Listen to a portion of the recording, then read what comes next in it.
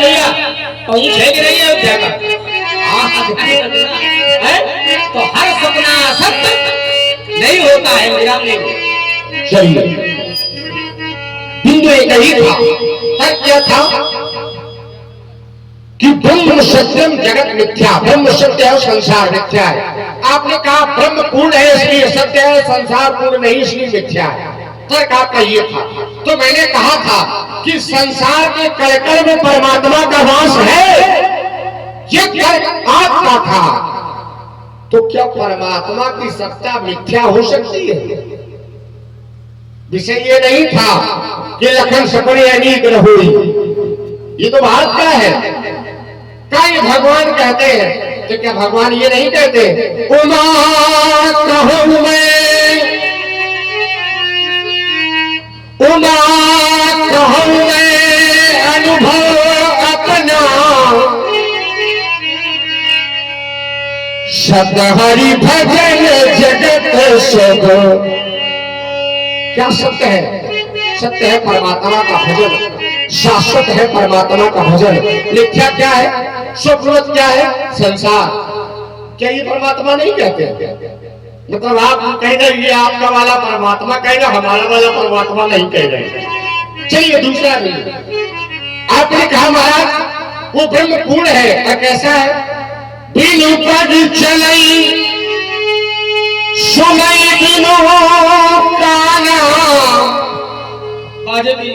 अरे करे बिन करई विधिनाना।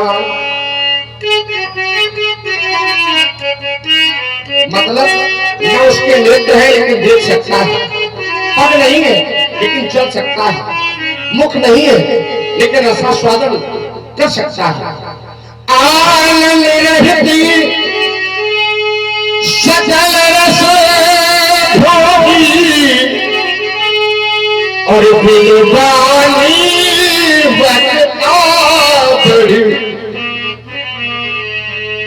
बिना आनंद अर्थात मुख नहीं लेकर रसास्वादन कर सकता है। ये कौन है? ये निराकार। क्या भगवान? ये निराकार है, लेकिन निराकार से ही तो आकार जन्म लेते हैं।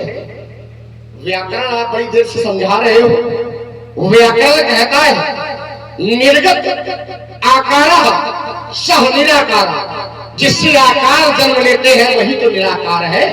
और सूत्र था ओम पूर्णम पूर्णमिदं पूर्णात् पूर्णमुदच्यते पूर्णस्य पूर्णादाय पूर्णमेवाः वशिष्ठते। जो पूर्ण है उससे पूर्ण निकलता है, पूर्ण बचता है, और जो निकल के आया वो भी पूर्ण होता है। तो फिर अधूरा कुछ है ही नहीं। तर्क तो हमारा ये था। निकलता कैसे है? निराकार से आकार जन्म लेते हैं। निर्गत आकार से निराकार। कैसे व्यास भगवान मानस में प्रमाणित करता है? शंभु विष्णु भगवान और उपजे अंश तेना। शंभु मैंने भगवान शंकर, निरंज बड़े ब्रह्मा विष्णु, ये आकार किससे निकल रहे हैं? निराकार। तो निराकार भी पूर्ण है। पूर्णम पूर्णिदम पूर्णात् पूर्णमुदच्यते, निकलने वाला भी पूर्ण, जिससे निकले वो भी पूर्ण, निकलने के बाद जो बचा वो भी पूर्ण है, और जो बाहर निकल करके आया है वो भी पूर्ण है। तर्क ये है। अब दूसरा उसी तर्क का उत्तर है कि महाराज जब परमात्मा संसार के कण कण में है तो फिर परमात्मा की सत्ता मिथ्या नहीं हो सकती है। तो फिर ब्रह्म सत्यम जगत मिथ्या कैसे? आइए दो बार ये बिंदु हो चुका है, मैं उत्तर दिए दे रहा हूँ।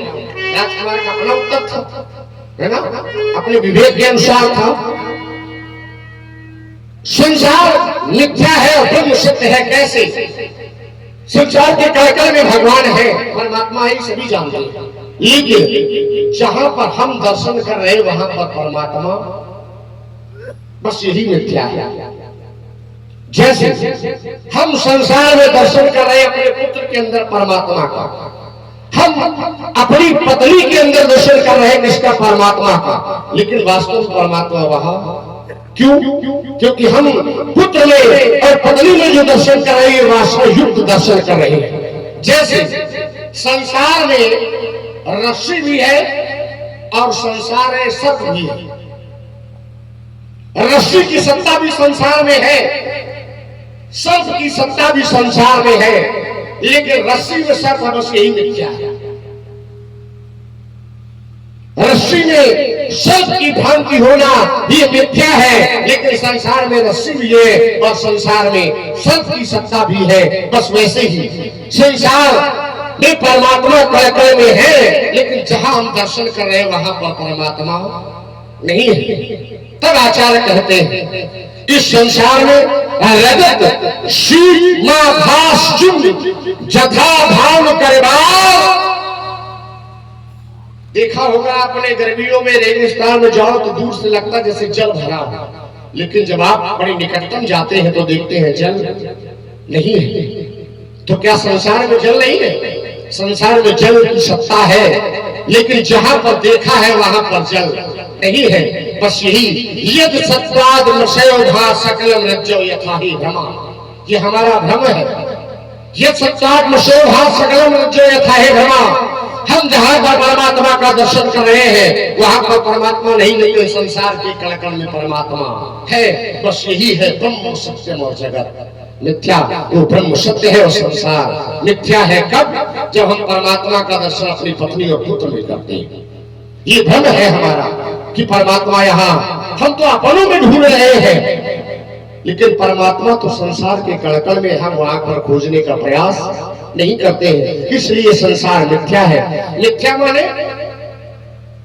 झूठ नहीं है, इसको समझिए तब पूरा आपको आख्यान समझ में आएगा। झूठ माने जो शत प्रतिशत बोला गया वो झूठ। मिथ्या माने जहां पर आंशिक है, अर्थात हमें भ्रम है कि सत्य है या ये सत्य है या असत्य है। रस्सी भाषण जथा भान करवा, जैसे हमें भ्रम है कि रस्सी में सर्प है, लेकिन वास्तव में रस्सी में सर्प नहीं है, ये मिथ्या है। सर्प भी है संसार में, रस्सी भी है, लेकिन रस्सी में सर्प है, ये भ्रांति है, ये भ्रम है। बस यही मिथ्या है, ये झूठ नहीं, ये मिथ्या है। झूठ में और मिथ्या में अंतर है। ज्यादा विस्तारवाद ना हो, मैं रुका जा रहा हूं। चलिए, विस्तारवाद ना करते हुए भी आपने एक बात का इतना बड़ा उत्तर दिया, हम इसके लिए भी आपको साधुवाद देते हैं। देखिए, हर व्यक्ति का अपना अपना चिंतन होता है ना। आप अपना चिंतन बता रहे हैं, जैसे हम अपना चिंतन बता रहे हो, वैसे आप अपना चिंतन बता रहे हैं। अब ये आवश्यक नहीं है कि हमने जो चिंतन किया है, हमने जो मनन किया है वही सही है, हमने जो जाना है वही सही है। अब आपने कहा सत हरि भजन जगत सब सपना, सत हरि भजन, हरि भजन सत्य क्यों है? हरि भजन सत्य क्यों है? तो वहीं पर एक अर्धाली मिलती है।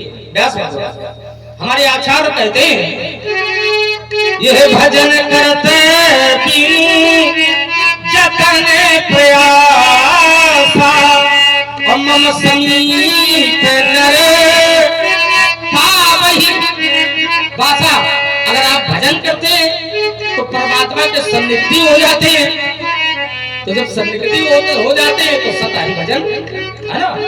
जब उनके सन्निधि हो गए तो वहां तो सत ही है, वहां तो सत ही है जब उनके निकट पहुंचे। अब चलिए, आपने अपने अनुसार कुछ चिंतन दिया है, अपने अनुसार इस पर बताया कि नहीं ऐसा नहीं, भ्रम है, जहां हमें भ्रम होता है वही असत्य है। हमें रस्सी में सर्प की भ्रांति हो, हम अपने पुत्रों में पत्नी में जब भगवान को ढूंढने लगे, ये भ्रांति है, ये असत्य है। महात्मन ऐसा नहीं है। हम जब आसक्त हो जाते ये मिथ्या है ना। हम जब आसक्त हो जाए ये मिथ्या है, लेकिन किसी में भगवान को देखना, चाहे वो पुत्र हो और चाहे वो पत्नी हो, किसी में भगवान को देखना ये अनुचित नहीं है ना। ये अनुचित नहीं है। हमारे आचार्य प्रवर कहते हैं, बोले श्री राम में सब जग जानी और करहु प्रणाम जो जुग पानी। भगवान को देखो। अच्छा, भगवान भी कहते भूत दया तुझ गुरु शिवकाई, ये हमारी भक्ति है। भूत माने जीव, जीवों पर दया। अच्छा दर्शन करो, क्या पुत्र में पिता दर्शन नहीं कर सकता है भगवान का? लेकिन भगवान के प्रति सच्ची भक्ति अगर हो तो पुत्र के प्रति जो आसक्ति होती है वो भी कल्याणप्रद हो जाती है कि नहीं? एक पिता ने कहा सुत विषय तब पदरति होई अमोहि बड़म किन कोई। लेकिन फिर भी आचार्य ने क्या कहा? आचार्य ने कहा बंदौ अमुक भुआ, मैं नाम छुपा रहा हूं थोड़ा, है ना? बंदौ अमुक भुआ सत्य प्रेम जहि राम पद। बोले असत्य क्या है, असत्य क्या है और सत्य क्या है? तो आचार्य प्रवण ने भागवत महापुराण में एक सुंदर सा व्याख्यान दिया। बोले अवधीने शरीरे अस्मिन् गुण भावेन कर्मणा वर्तमान अबुधस्तस्य कर्ता स्मृति निबद्धते। जो अपने आप को कर्ता मान लेता है वो असत्य बंधन में पड़ा रहता है, मिथ्या में जीवन व्यतीत करता है। और जो हमको कर्ता मान लेता है, परमात्मा ने कहा जो कर्म स्वयं करे लेकिन कर्ता हमको माने, है ना? आचार्य और वाल्मीकि जी ने भी कहा गुण तुम्हार समझई निज दोषा। तो जो भगवान को कर्ता मानता है वो फिर असत्य जगत में नहीं पड़ता है, वो फिर मिथ्या जगत में नहीं पड़ता है। अब आपने एक बात कही है हमारे ऊपर टिप्पणी करते हुए, बोले तुम व्याकरण की बात कर रहे हो और देखो ये भी व्याकरण है। क्या बता रहे थे? निर्गत आकारा सा निराकारा।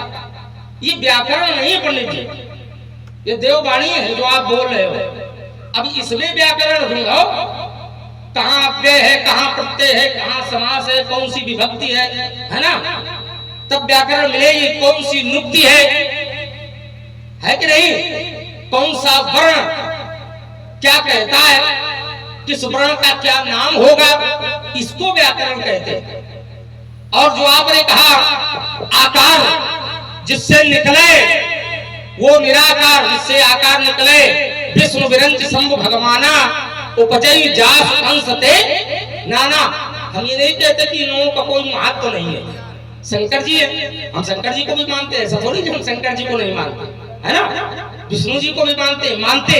लेकिन आप लोग जरा एक बात पर विचार करो, क्या विष्णु सत्ता ब्रह्म सत्ता के समान हो सकती है? क्या शिव सत्ता ब्रह्म सत्ता के समान हो सकती है?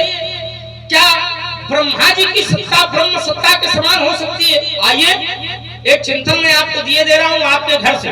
एक संत की वाणी है और संत कहता है, क्या कहता है? हमारे घर से ज्यादा तुम्हारे हम तो घर में घुसी ही के बाहर करते हैं। जिनके घर में दूसरे घर जाते हैं, जिनके घर में क्या उनके घर में नहीं होगा वो दूसरे के यहाँ जाएंगे। नहीं ऐसा नहीं है।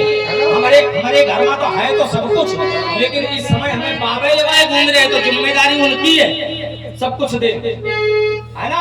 इस समय तो बाबाओं की बाबा ने दे दिया, फिर भी लोगों के पीछे अरे बाबा क्या नहीं दिया बाबा ने तुम्हें? बाबा ने सब कुछ दे दिया है, केवल एक चीज और दे दी, उन्होंने तो सब कुछ दे दिया। ये जो क्रोधी स्वभाव है ये हमें लड़ाई झगड़ा खत्म। तुम धनुष तोड़ने वाले हमें दे दियो आपको। क्या जबरदस्ती की बात है? जबरदस्ती उसके लिए पंडित जी क्रोध छोड़ दो, धनुष तोड़ने वाले को हमें सौंप दे, तुम्हारे प्राण बच जाएंगे। भाई ये बात, ये तो व्यापार हो गया कि तुम हमें ये दो तब हम तुम्हें ये देंगे, क्यों भाई? लेकिन अगर बालक बाबा के आश्रित हैं तो बाबा बिना कुछ लिए दे, ये प्रेम है। ये बालक और लेके देना ये व्यापार है। चलिए आइए बाबा जी क्या कहते हैं? बोले जग पे तुम देखन हारे अभी हरि शंभु नचावन हारे।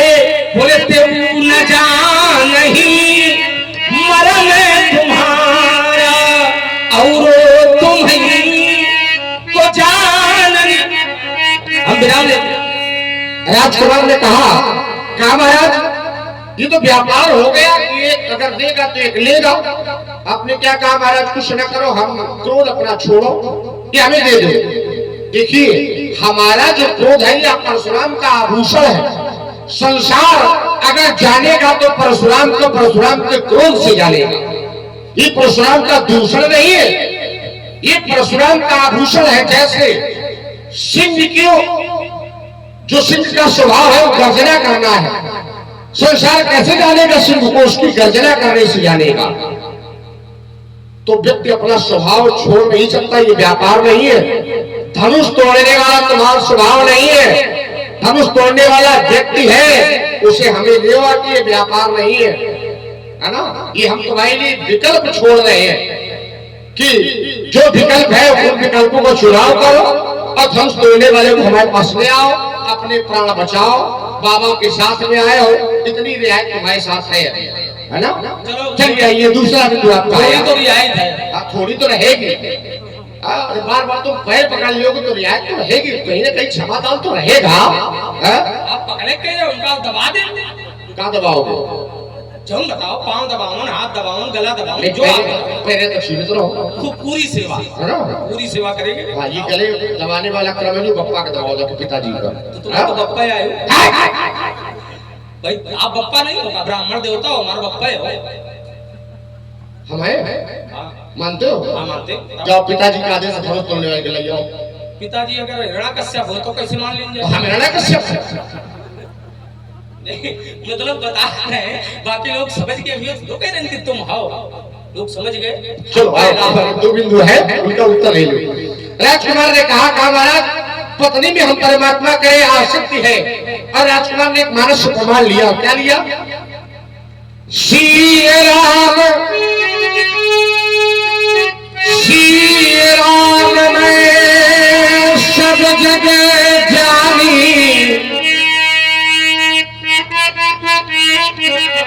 श्री राम मैं सब जगह जानी, अरे करहु प्रणाम जोरी जुग पानी। काम मैं सीताराम का दर्शन सभी में करता हूँ, संसार के प्रत्येक व्यक्ति में। तो ये पत्नी वाला विषय नहीं है, ये पुत्र वाला विषय नहीं है, ये विषय आराध्य का। मैं अपने आराध्य का दर्शन संसार के प्रत्येक कण में करता हूँ। आपने परमहंस संहिता अर्थात भागवत से उत्तर किया, तो मैं भी उत्तर दिए देता हूँ। संसार में मैंने क्या कहा था? पुत्र में दर्शन करोगे तो ये आसक्ति है, परमात्मा वहां नहीं है। और परमात्मा कहाँ है? तो भागवत से उत्तर आपने किया तो उत्तर वहीं से ले लो। देहिस्तिमान सुरुधिर अभिमतिम त्यजत्तुम जाया सुता सदा ममताग्नि मुंच पश्यानि संजतिदं छलभं निष्ठम वैराग्य राग रसको भव भक्त निष्ठा। अर्थात ये जो शरीर है, देहिस्तिमान सुरुधिर, शरीर काहे से बना है? अस्तिमांस और रुधिर से बना हुआ एक पिंड है। अभिमतिम त्यजत्तुम जाया सुता सदा ममताग्नि मुंच, पुत्र है, शरीर है, भवन है, ये सब क्या है? हमें होना क्या है? तो वैराग्य राग रस को भक्त निष्ठा, हमें वैराग्य राग का रस ढूंढना है, तभी तो भक्त मार्ग पर अग्रसर होंगे। यही है श्री राम में सब जग जानी, यही है ब्रह्म सत्यम जगत मिथ्या। ब्रह्म सत्य है, संसार मिथ्या है, क्योंकि हम परमात्मा का जहाँ दर्शन कर रहे हैं परमात्मा वहाँ नहीं है। हमें अपने पुत्र में दर्शन नहीं करना आसक्ति हो करके। और यही भागवत जी के अंतर्गत पुत्र अपने पिता से कहता है कि पिताश्री ये पुत्र आपका है, भवन आपका, यहाँ पर आपको दर्शन नहीं करना है, आपको वैराग्य राग का रसिक होकर के आपको भक्ति मार्ग पर अग्रसर होना है। दूसरा बिंदु आपका आया, आपने कहा महाराज शंकर विष्णु और ब्रह्मा तो कहा क्या ब्रह्म के समान हो सकते हैं? का वो कौन है? ये तो इसका निष्कर्ष हो चुका था, लेकिन आपने पुनः प्रेषित किया है मेरी ओर, तो उसको पूरा चिंतन दे रहा हूं। अगर ब्रह्म के समान उनका अस्तित्व नहीं है, सत्ता नहीं है, तो एक ही क्षण पर्याप्त होगा मेरा। और कैसे है व्यास जी? नमामि समीशाम निर्वाण रूपम विभुम व्यापकं ब्रह्म भेद स्वरूपम निजम निर्गुणम निर्विकल्पम निरीहं चिदाकाशमाकाशवासं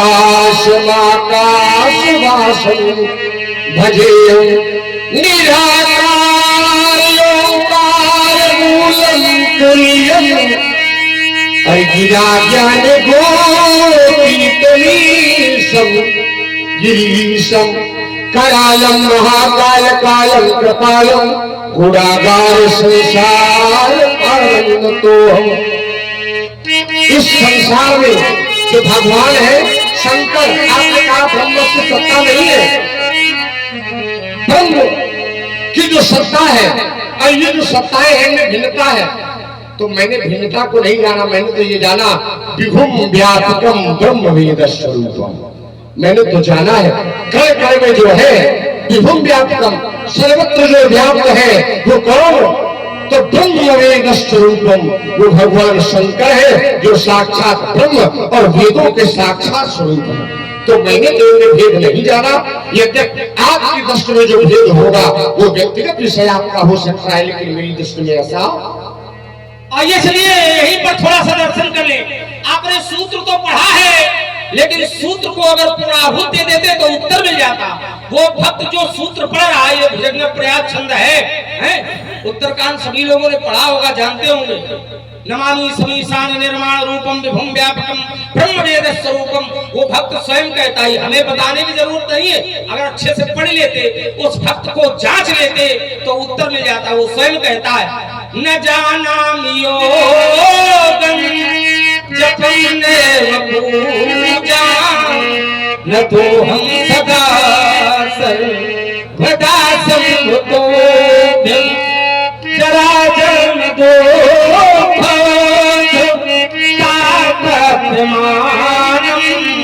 प्रभु पाहियापं नमामि शंभो।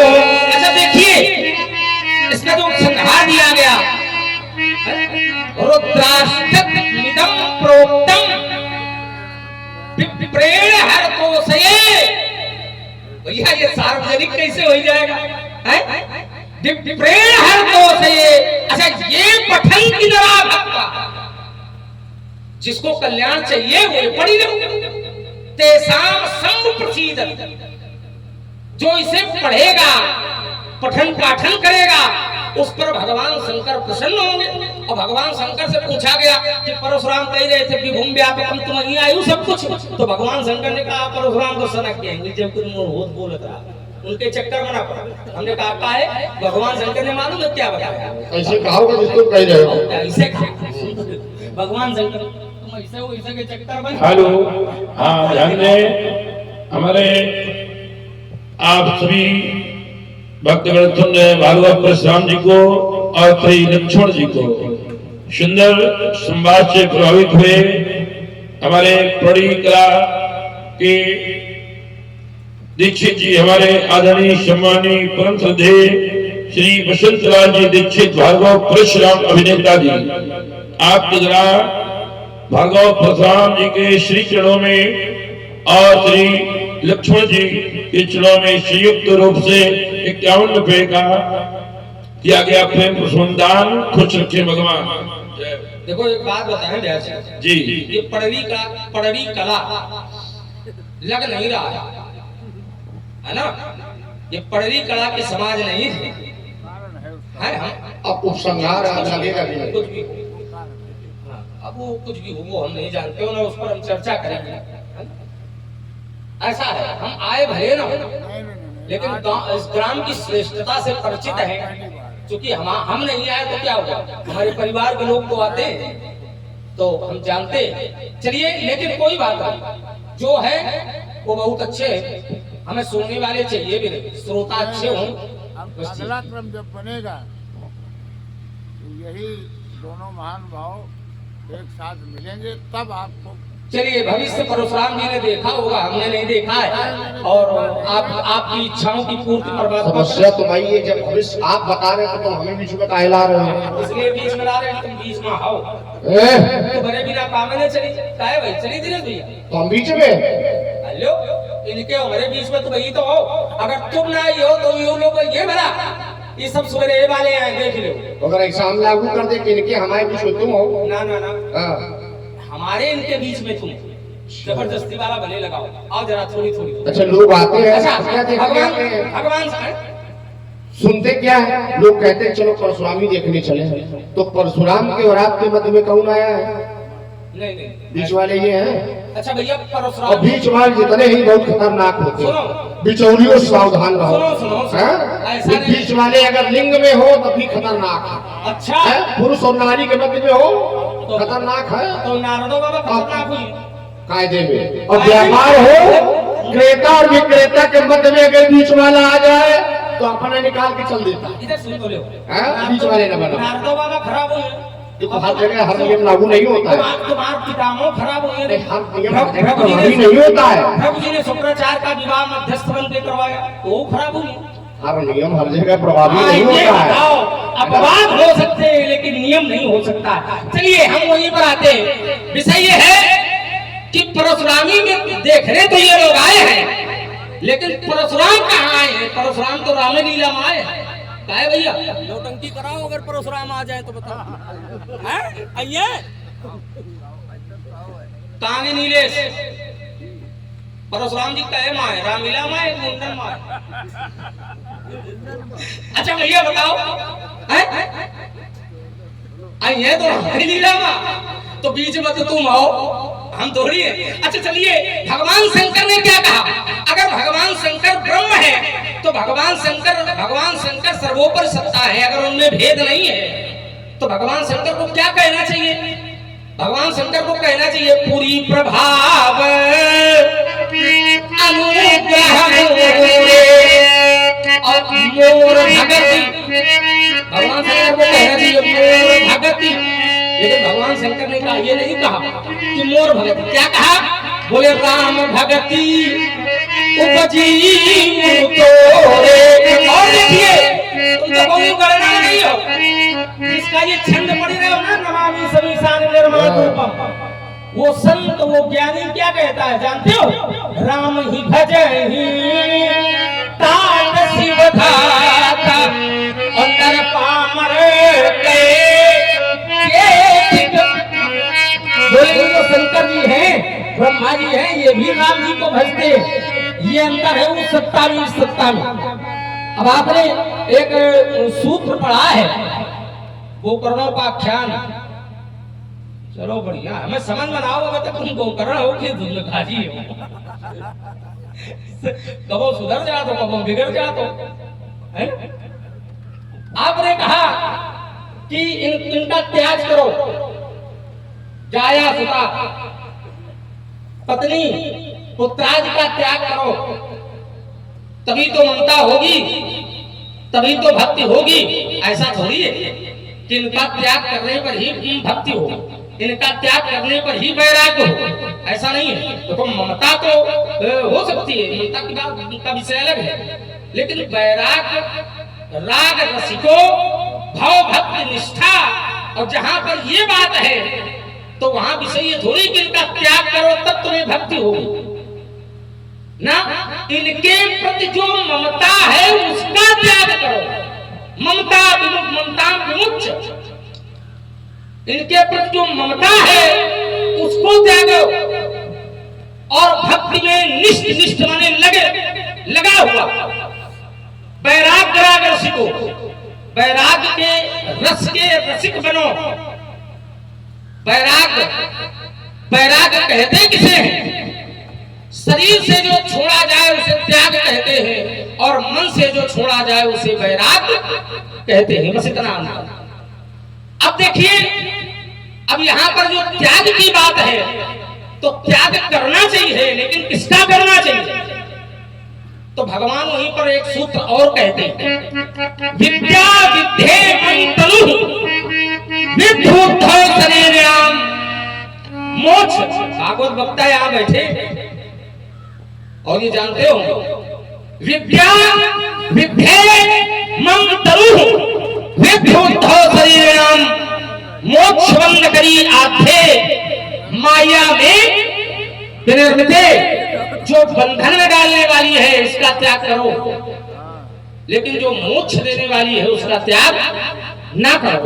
और देखो, मोक्ष देने वाली का त्याग न करो, और एक माया और है जिसका त्याग कभी ना करो, जिससे ये दोनों माया उत्पन्न होती है। माया में विनिर्मित है, ये दोनों माया मेरी माया से निर्मित है, इसलिए उसका भी त्याग उचित नहीं है। वो जानती है वो कौन सी माया है, सो वो तरी मोरिया माया, उससे ये दोनों माया उत्पन्न है। तो जो बंधन में डालने वाली है इसका त्याग करो, लेकिन जो मोक्ष देने वाली है उसका त्याग नहीं होता है। अच्छा, क्या कह रहे थे?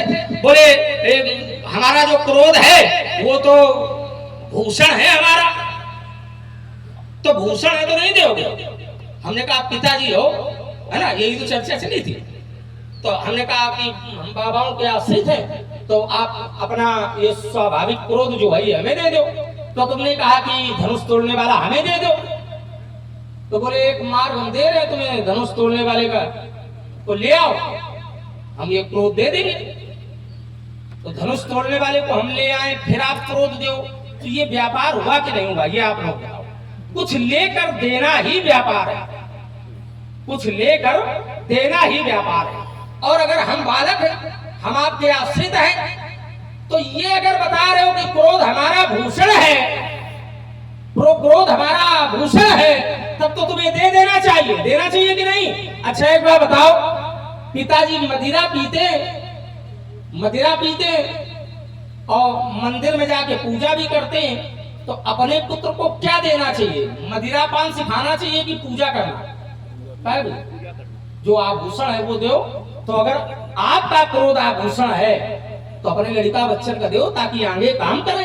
अब तुम बुढ़ा दो को माला जब जाके कहे चक्करों पड़े हो, है ना?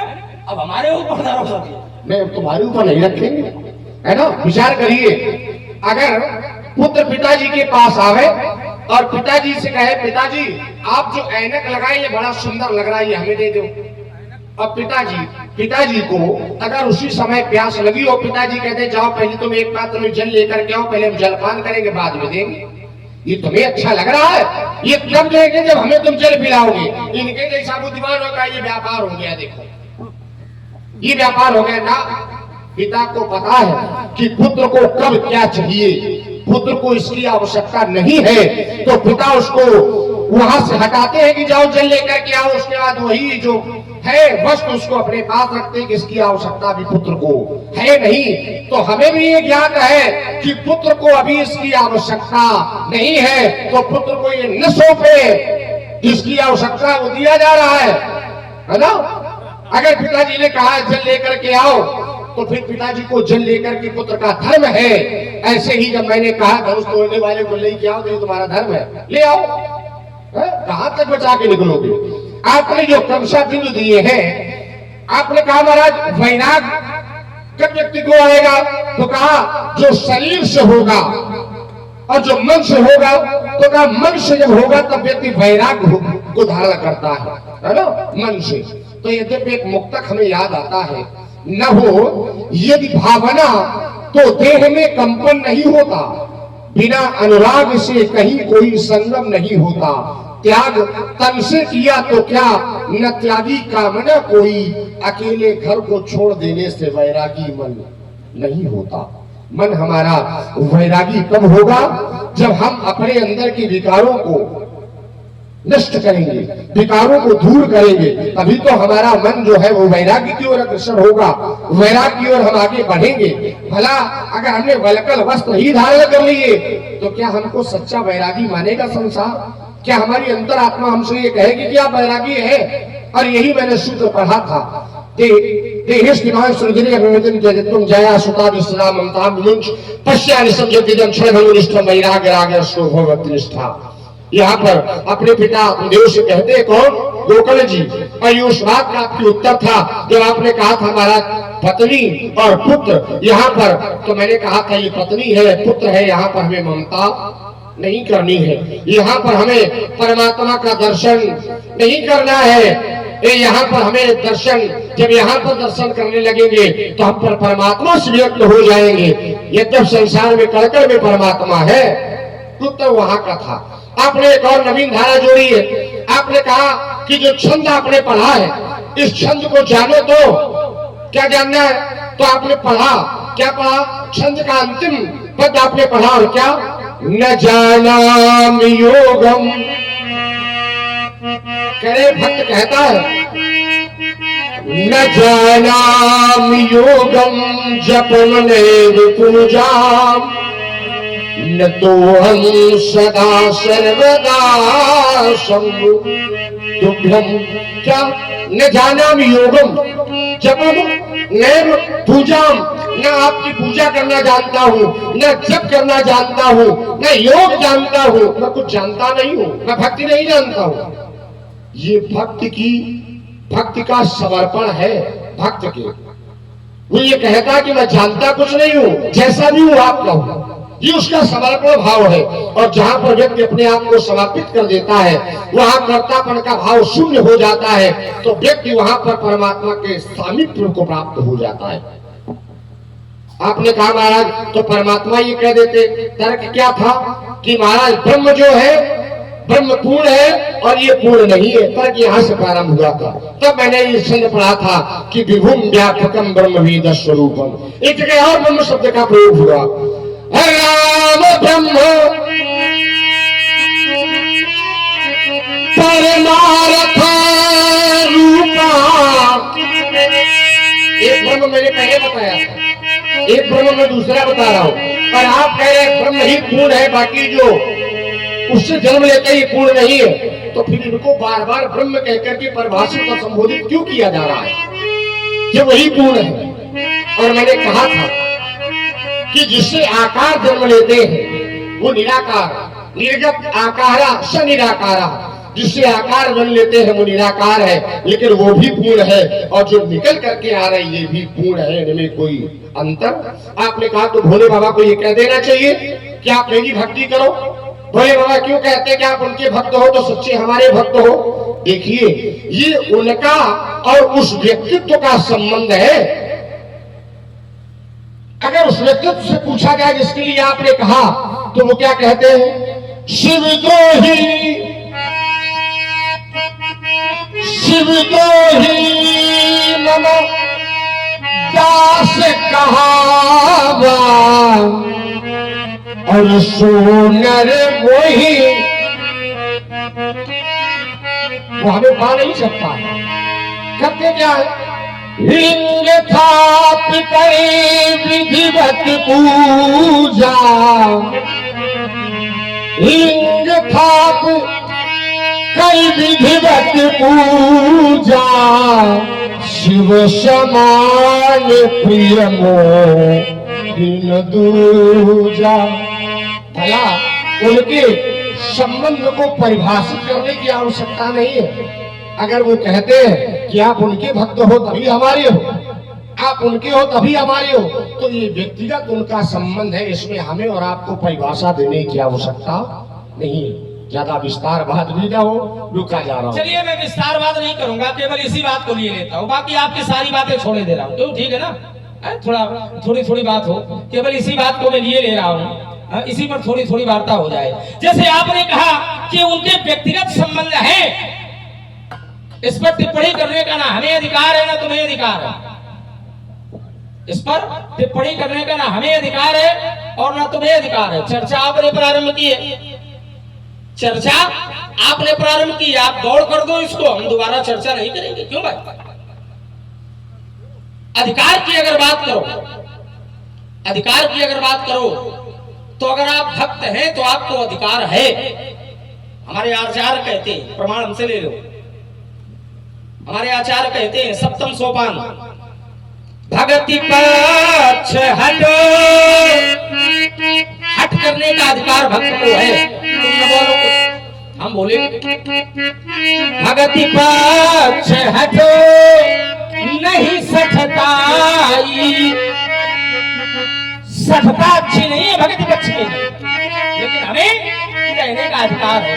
सठता न करें, लेकिन अपनी बात हम कह सकते हैं। चलिए अब परशुराम जी कहते हैं, बोले ये उनके व्यक्तिगत संबंध है। वो कहते हैं कि भगवान शंकर की स्थापना करते हैं, बोले लिंग था विधिवत कर पूजा, जय रामेश्वर दर्शन करी है, इत्यादि इत्यादि, है ना, बहुत कुछ है यहाँ पर। क्यों भैया जी, है कि नहीं है? ये छठवें सोपान का प्रसंग है, छठवें सोपान। है माने युद्ध कांड, जिसे आप लोग लंका कांड कहते हैं, है ना, प्रारंभिक समय है। बोले देख से तू अति सुंदर रचना, अभी हसी कृपा निधि बोले बचना, परम रम्य सुंदर यह धरणी, महिमा अमित जाय नहीं। अब यहाँ पर भी एक विचारणीय विषय है, जरा चिंतन करना।